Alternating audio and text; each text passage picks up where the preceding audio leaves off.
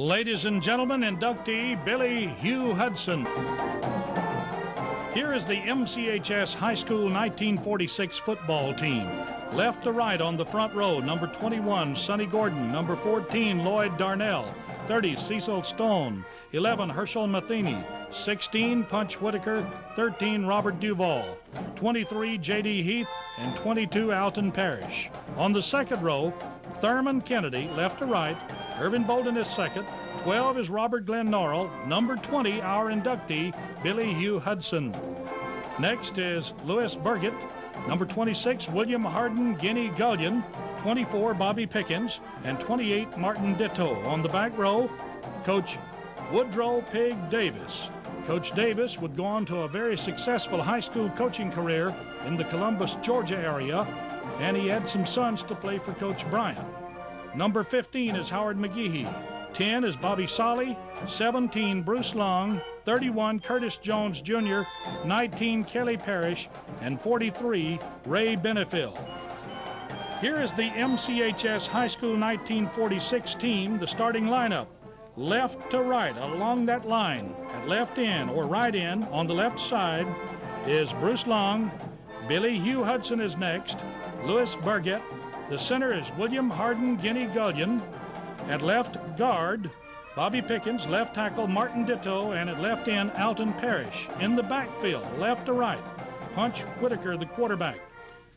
Howard McGehee, Bobby Solly, and Lloyd Darnell. The captains for the 1946 season, number 17, Bruce Long, and number 20, Billy Hugh Hudson. Both young men were leaders.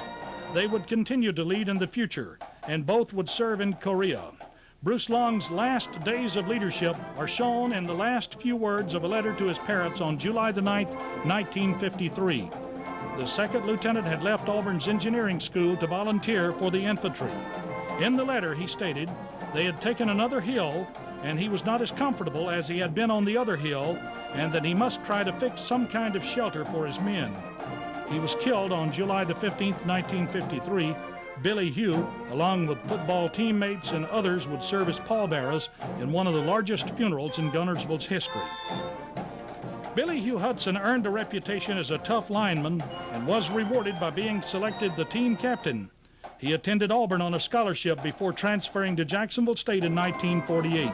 Jacksonville State coaches Don Sauls and Dirty Wedgeworth helped develop Hudson into one of the Gamecocks' best, being selected to the school's all-time team. His Gamecock football days were interrupted by the Korean War. He served 2 years in the U.S. Army, having played 1 year of service football before going to Korea. Hudson became the head coach at Randolph County High at Wedowee in 1955. His third season found the group rated the 3A preseason top team. Hudson's success continued as the head coach of Clay County at Ashland in 1958-59. Alabama Governor Bob Riley played on one of Billy's teams at Clay County. Billy's the coach over on the left side. The coach on the right back there is a young Lyle Darnell.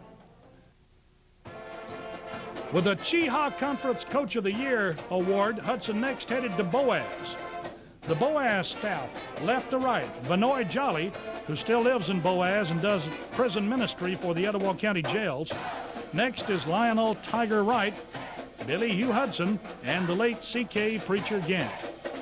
1962 Pirates beat his alma mater Guntersville for the first time in 20 years. He was selected the head coach of the North Squad for the 1964 Alabama High School All-Star Game. Other outstanding accomplishments for the Pirates under Billy Hudson include the first time in 21 years Boaz pulls a shocker, downing the Albertville Aggies 14-6. First Boaz player Ray Elrod selected for the All-Star Game. Cloyce Darnell, first Pirate to sign with the Southeastern Conference team, Vanderbilt. And Jim Bishop, first Boaz player in the NFL and the first Boaz Pirate inducted into the Marshall County Sports Hall of Fame. Pirate coaches and captains, left to right, kneeling, Coach Hudson, Jerry Kilpatrick, Boaz used car dealer, Cloyce Darnell, now a civil engineer, Fort Walton Beach, Florida, and standing left to right, Coach Vanoy Jolly and Coach Sam Walls. Walls retired from NASA and lives in Boaz. Next, left to right, Tackle Roger Lowry, deceased, the auto dealership by the same name, Roger Lowry Motors. Coach Hudson, and end Roger Morton, the owner of A1 Vacuum Business in Albertville. Gerald Thomas received a full scholarship for 4 years to Tennessee Tech. Seated beside Gerald is his mother, who is deceased. Standing, the Tennessee Tech coach and Coach Billy Hudson. Gerald Thomas teaches elementary in Boaz, and he coaches at Boaz High. Hudson's final stop was at Muscle Shoals in 1967, where he took over the entire athletic program in addition to coaching football. Pictured here with his 1967 Muscle Shoals team is Coach Hudson, standing on the left side, and over on the right side, the Marshall County coaches that Billy carried with him for that first year. Standing, Hall of Fame board member John Allen. Kneeling, Hall of Fame inductee from last year, Gilmore Brannon. The 1969 Coach of the Year led the Trojans to an 8-2 record, snapping Russellville's 41-game undefeated streak. Hudson's Trojans of 1970 won for the first time over Deschler. Here Billy is pictured with a later staff at Muscle Shoals. Left to right, Gilmore Brannon, Bill Beard, Coach Hudson, Larry Grissom, and Butch Toner. He got to play for his dad. Here is Harold Hudson and his dad, Billy Hugh. At age 69, Hudson was in his second 6-year term on the Colbert County School Board when he lost a year-long battle with cancer. His wife, Tina, finished the unexpired term and then was elected to a term. Here's the entire family with Billy's mother, May Bohannon. Billy and Tina have 4 children: Helen, Billy Jr., Harold, Beth, and 7 grandchildren. His son, Billy Jr., has served on the Muscle Shoals City Council and is the current superintendent of Colbert County Schools. Coach Billy Hugh Hudson was inducted into the Colbert County Sports Hall of Fame May 13, 2003. Ladies and gentlemen, inductee Billy Hugh Hudson.